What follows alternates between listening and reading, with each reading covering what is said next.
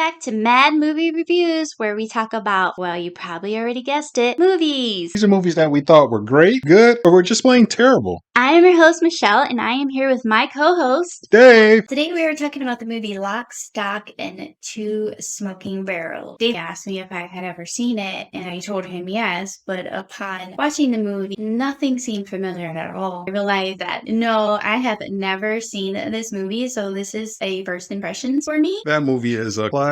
It's definitely a must-see if you haven't seen it. Please go watch Lock, Stock, and Two Smoking Barrels. It's definitely worth the watch. We're just going to go ahead and just start off by saying this movie hits the ground running. It's a lot of back and forth, and then the story comes together in a really cool way. It starts off with the street hustle. They're selling these boxes on the streets. And honestly, I don't really know what's in the boxes, but he starts off saying that none of the boxes are empty. No one sells an empty box except for The Undertaker. Jason Statham, he's one of the main characters. His name is Bacon, but we're just going to go ahead and call him Jason Statham because he's Jason Statham. I think he was selling jewelry, but then the cops come and they run him off, and that starts the movie off with action. There's a lot of characters in this movie. It all ties in together. So once again, Jason Statham is Bacon. You got Tom, the businessman. Soap is the butcher. And the Baptist is the muscle. And he looks like white version of George Foreman to me. Who else is in the movie? Oh, Nick the Greek. You got Eddie, the card player. He's also in the beginning with Jason Statham or Bacon doing the little street hustle selling the merchandise that they got from Tom the businessman. So let's just go through the story and we can put everything in perspective and put things together. But we gave you some names to follow throughout as we go. The four main characters are Bacon, Eddie, Tom, and Soap, who are trying to hustle and get 25 grand each. Eddie can enter into this card game with Harry, who is the Hatchet Harry, the main henchman. He's the big bad of the movie. Eddie specializes in cards. He counts cards in his sleep. They know he can win. They get in for 100 grand. They'll all be set for life if they win this table match. Which I didn't understand. I was like, why are they playing this game? But Dave explained to me they're playing this game so they can get money. Live the good life. They bring the money to Harry so they can enter the game. Then we're at a Mary Jane lab. Winston is in charge. And he's very big on security. So right at the door, they have this iron cage that the other guys don't leave locked. And they let people walk in. And he's like, why do we even have this? Why do we even have security? It's to protect us. You need to start locking this cage and not just let people walk in. Yeah, there's this fertilizer guy. That was pretty funny. And the reason why I'm calling him fertilizer guy is because he's holding fertilizer. And he also has this woman who seems like she's heavily intoxicated. Yeah, she's just lit. She's on a cloud nine. And he's walking around at night carrying a huge bag of fertilizer. You can't be any less inconspicuous than that. So people can put two and two together. Why are you walking around with this girl on cloud nine carrying a huge bag of fertilizer? And you can kind of say, this is the house that they're probably doing stuff that you're not supposed to be doing stuff in. What was he supposed to get? He wasn't supposed to get the fertilizer. He was supposed to get something completely different, but he came back with a bag of fertilizer. I think he was smoking a little bit too much Mary. Yeah, way too much. Now we meet Big Chris, who has a son, Little Chris. Big Chris settles debts for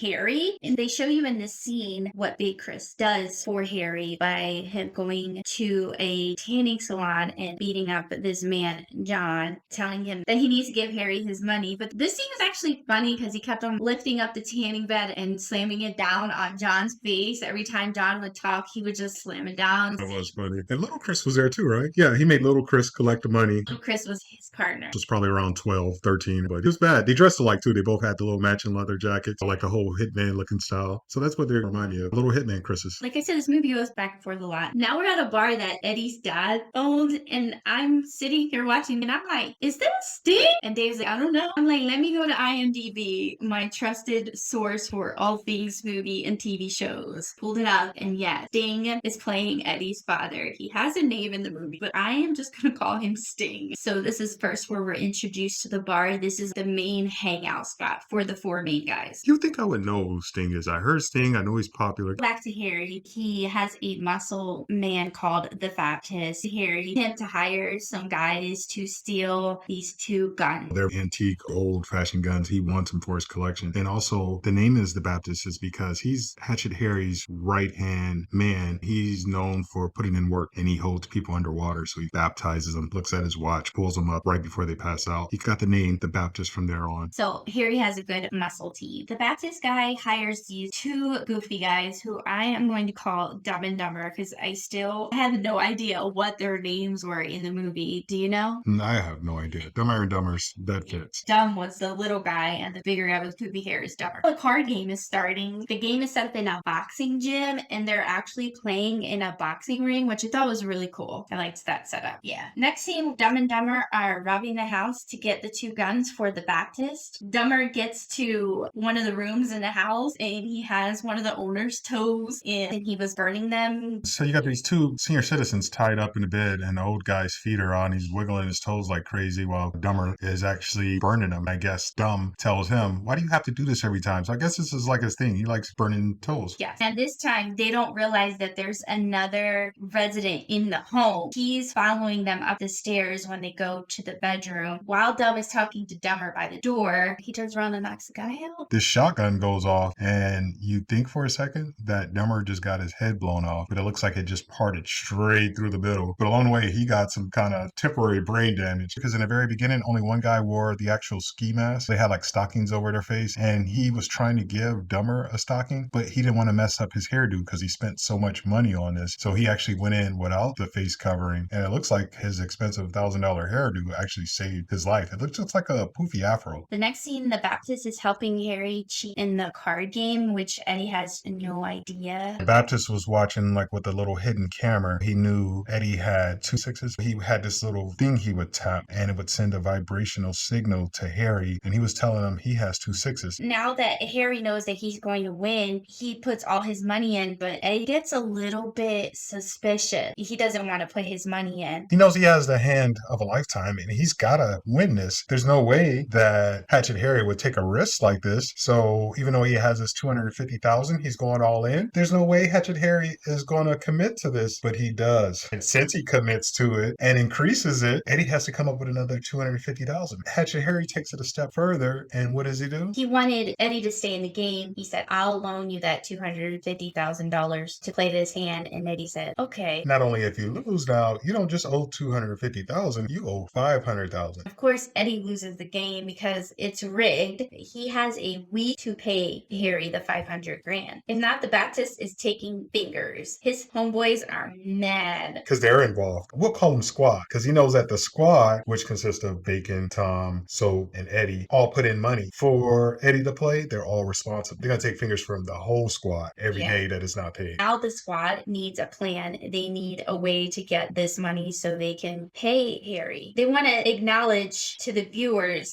how crazy Harry is. He's so crazy that he beat a man up with a sex toy. So they're like, we need to get this money because he is crazy. So now a new character enters, and his name is Dog. He's torturing these men because he's trying to get their money. One is hanging up from the door, and the other one's tied up. The guy that's tied up on the floor, he has him sticking his tongue out, holding a golf ball as a tee, while Dog hits him as hard as he can at the other guy that's hanging nude upside down. His name's Gordon, until Gordon tells him where that money is. So these guys are stick-up kids. They're hard-trained stick-up kids, and they go around just robbing people who have cash and drugs. So now we're back at Mary Jane's house where they have a lot of money stashed. Dog knows this, so he sends a snitch's name. His client, he pretends to be buying drugs so he can see their setup and where their money is stashed. And once again, when Plank goes to that house, he just walks right in because they don't have this iron bar secured. Winston Weedhouse guy is just, why do we have security if you just let people walk in? You're like, he comes all the time. I don't care. Don't let this guy just walk in. Plank goes and tells Dog what he saw and their setup. Eddie is in his apartment. Was that an apartment? Because it was like really bad apartment. Yeah, Eddie has a little trashy apartment, and he says the reason in the beginning why he has that. It's basically to save his money and things like that. He has one of the crappiest apartments ever while he's at the apartment. The walls are really thin. He doesn't know Dog and his crew, but he can hear through the wall that they're going to go ahead and rob that Mary Jane house. Before this, he was just going through a very emotional time because the days are ticking away before he has to pay Hatchet Harry back. He's drunk every day. He was actually going back home where he was drunk and depressed, and he got his little sign. It went off when he heard this conversation. This is how they saved their fingers in their life. That money. Big Chris and Little Chris visit Harry. Harry wants them to go after Eddie and his squad. Why? If they're gonna pay the money. He just wants to get them prepared because he knows they're going to fail. So deep down inside, he already had a backup plan, which was visiting Sting. The squad comes up with a plan to hit up the Mary Jane house, and they're arguing back and forth. Should they bring weapons? Should they bring knives? Eddie says no, they need to find a buyer. So they have a plan. Once they get all that cash, they're still going to have a lot of weed that they need to offload, and they don't have the connections. They need to talk to somebody that can possibly get rid of that weed to transition that over to cash. That's when they get a hold of Nick the Greek to see if he can find somebody that can buy this weed. Tom goes to Nick the Greek because he still wants weapons to use when they hit up the Mary Jane house. Nick the Greek goes to Rory and asks him if he would be interested in buying the Mary Jane. He said, yes, I may be interested. But Rory, he is not to be underestimated. He's another crazy character. They tell a story about how he set a man on fire for changing a channel on the TV while he was watching a game at Sting's bar. The Baptist meets up with Dumb and Dumber. He's getting all the guns that they had stole for their little job that they did when they put senior citizen guy over the burner and burning his toes, and when he got the part in the center of the head. So they give him all these brand new rifles and shotguns. The Baptist is looking through like, where's the guns that I wanted you to get? I wanted the old one. So Dumber and Dumber didn't realize that the older guns were going to be of value. Next scene, Tom has the gun. Nick sold them to him for was it $700 each or just $700 for both guns. Tom is going to plan with the squad to do this hit with these old antique long barrel guns. It just gets comical and more comical. These guns are so valuable that they have no idea. Nick didn't know. Hatchet Harry talked to John the Baptist.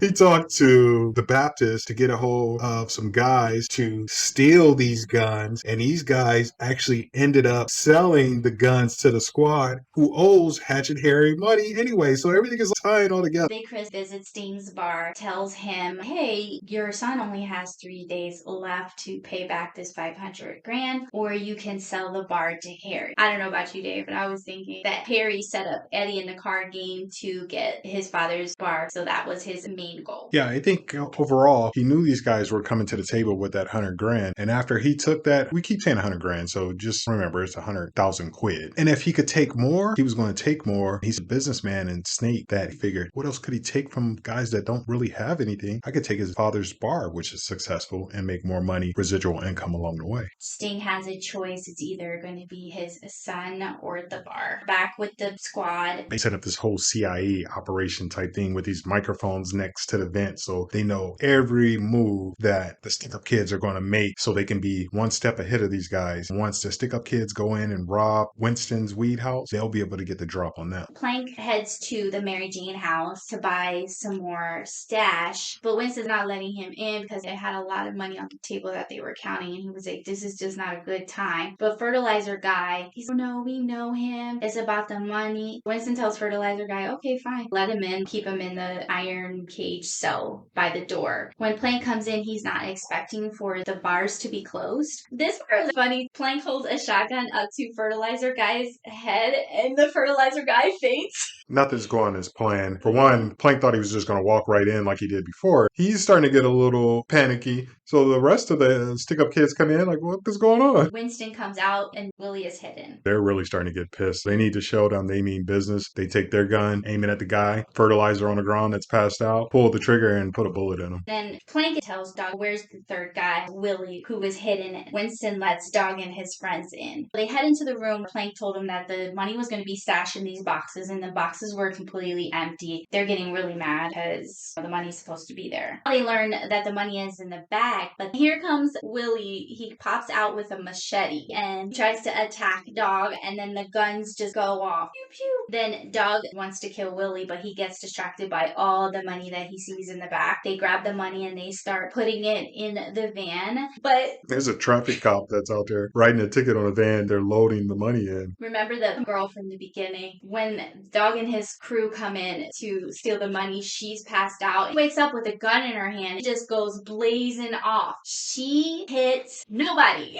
Yeah, this was something else that didn't go as part of plan. For one, they thought they were just going to walk in there and not into that iron cage. Also, they had no idea this girl was going to be there because she was only with the guy when he came back with the fertilizer. She was never supposed to be in the picture. They just were always so high. They just forgot about her. And we forgot about her until she popped up off the couch. Yeah, that scene was really unexpected. I didn't expect her to get up and just start blazing. She's so bad at it. And I think Dog killed her. Just knocked her out. And then we never see her again. Eddie and his squad are in Dog's place next to where Eddie lives. They decide that they're going to stand in different areas and just ambush them when they come in. That's exactly what they do. And then they tie them all up, take the money, take the van, and at this time they don't know that there's a cops inside. So the stick-up crew got stuck up and the squad got away with the plan worked to a T. They're pulling off and then all of a sudden traffic cop pops up in the back. Jason was like looking around in the car and then all of a sudden he was like, who is this? And they're like, is he awake? And he's, yeah. So three of them just start punching him. They're trying to knock the guy out, but it's not working. They beat him up and just dump him on the side of the road. But right before that, it was like a scene switch and then a scene switch. So the first scene switch, Harry's letting Chris know tomorrow's the day. That's their deadline. Be ready to move in. It's going down. That's when the money is due and he knows they're not going to have it. It switches scenes right after that. And now you have Nick the Greek back at Rory's place and he's trying to offload the weed for the money. But today, Rory only wants to pay half that price. Dog is mad. He wants to know how did they figure out his plan. Nick the Greek is sitting in front of Rory and Rory puts this together that the weed that Nick the Greek was selling to him was Rory's weed from the beginning. So Rory actually ran the operation at Winston's weed house. Rory tasted it, smoked it. What did he do? He wanted to take it to his guys that could actually sample this and see how great this strand of weed was before he dumped his money into it to buy it. And as he's taking it to the team, he realizes the team that just got robbed, which is Winston's weed house, who Rory was taking it to let them test this strand, was the weed that was in his hands to take to these guys. So it was his weed the whole time. That scene was hilarious. Nick was going to get it. Yeah, Rory gave him an option. You got to tell now or you die. This is so silly. They stash all the money and the Mary Jane in Eddie's apartment. Which is right next door to the place they just robbed. Yeah. They decide to get drink after drink, and they're just celebrating a little bit. Too early. Why are they partying? Because they were going to keep their fingers, and they were just really happy. Yeah. Now it's the next day, and these guys got the hangover of all hangovers, and they're sobering up at the bar. It switches now back to the scene with the stick-up kids next door, Dog, and Dog is pissed. Dog is arguing with Plank, and he throws Plank at the wall, but Plank goes through the wall. This is where they see the money and the Mary Jane. And the whole setup, too, with all the microphones next to the vent, and realize they were just robbed by the neighbors next door. It just gets crazier and crazier. The scene switches again. You already feel sorry for Nick. Now you realize Dumber and Dumber sold those guns to Nick, who sold them to Tom for $700. And now they know that Nick is involved with the guns that were getting sold. Dog leaves his stick-up kids in Eddie's apartment so they can wait for Eddie and his squad to come back so they can take care of them while Dog takes the money back. After Rory interrogates Nick, he finds out where his money and the Mary Jane are, so he heads over to Eddie's apartment. And don't forget, Dog left a team back there to handle Eddie and the squad when they got back, but unfortunately, Rory's coming first. Then a shootout happens. Doug is hidden in the other room. He hears the shootout. He decides to take off, but he has the two guns. Big Chris sees him and knocks him out and takes the guns, while Dumb and Dumber are down the street watching everything, and they are in shock because they're like, we need to get those guns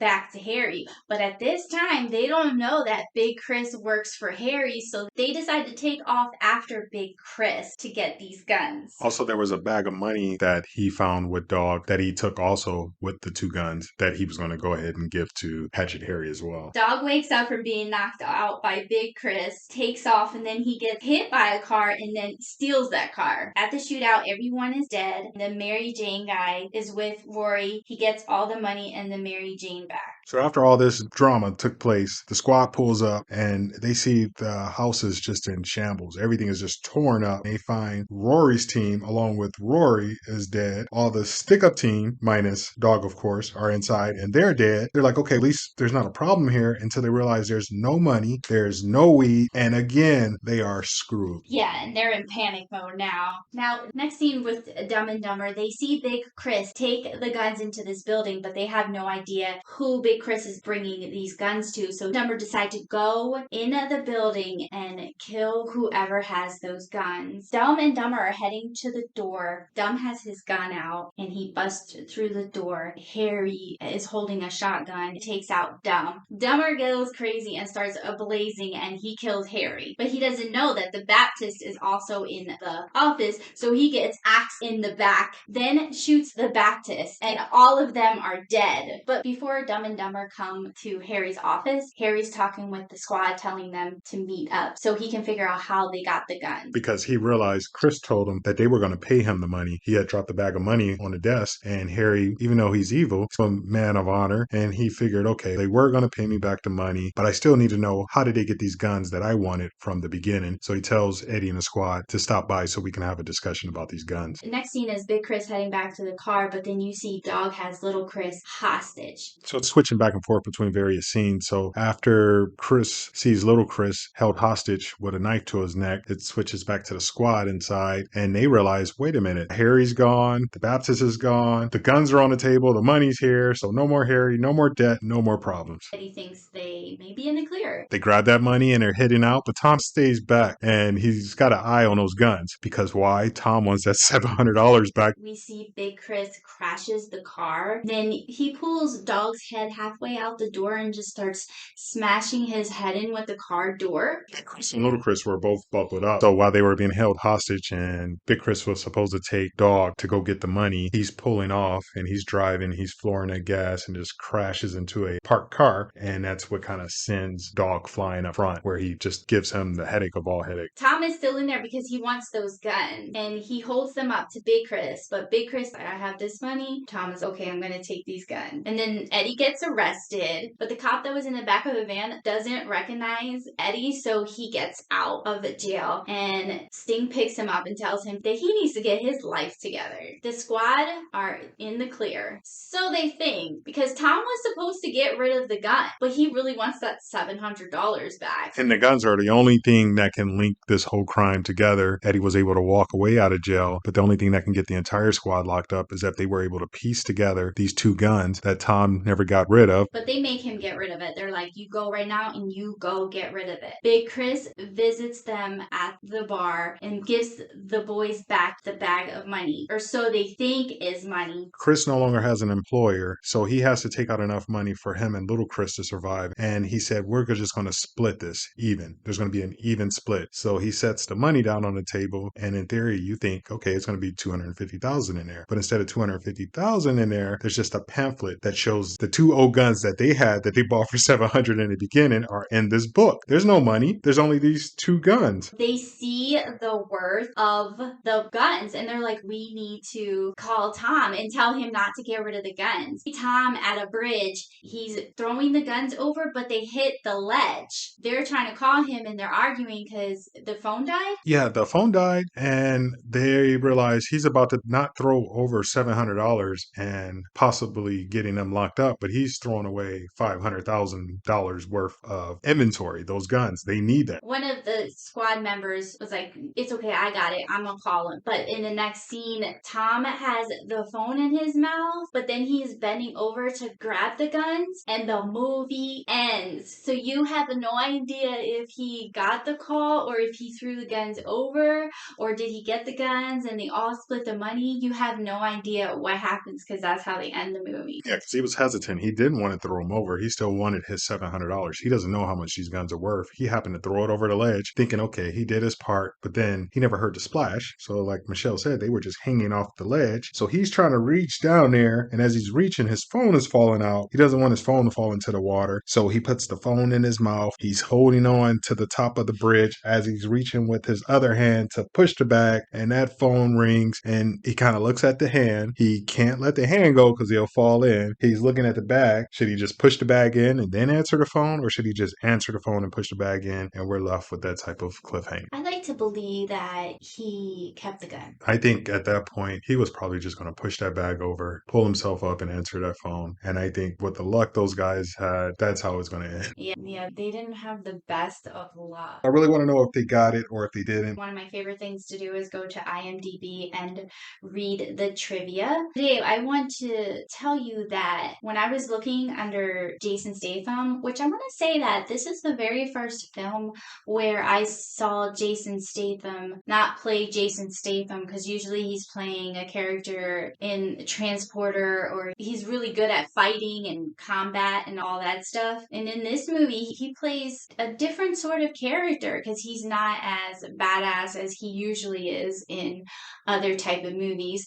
This was actually his film debut. Yeah, this is where I originally seen him appear in. So one of the first films where he has a funnier character role and he's not the main character. Altogether, I loved it. I thought it was a classic. I think it's a good movie. Everyone should definitely check that out. I gave it an 8 out of 10. Also, this was Vinnie Jones' film debut as well. But did you know that Jason Statham was a dancer before he started making movies? What kind of dancer? I don't know, let me show you. He was wearing a leopard Speedo in one of these videos. Nah, someone photoshopped that. No, I'm being serious. When I saw it, I was like, what? No. Okay, let me go down here and show you. He was actually in 3 music videos before he got his film debut. In 2 of them, he was a dancer, and 1 of them, he was a swimmer. But here he is in this leopard Speedos. Wow. Jason Statham was a backup. He looks like Magic Mike. not magic. He looks like he looks like how MC Hammer was in Pumps and a Bump. Yeah, guys, he's oiled up wearing leopard print Speedos. Just head to IMDb, scroll all the way down, and you'll see the video. It's called The Shaman Coming On. I just thought that was very interesting. So here are some trivias that I read off of IMDb. The film was dedicated to Lenny McLean, who played Barry the Baptist. He died of lung cancer exactly 1 month before the film's premiere,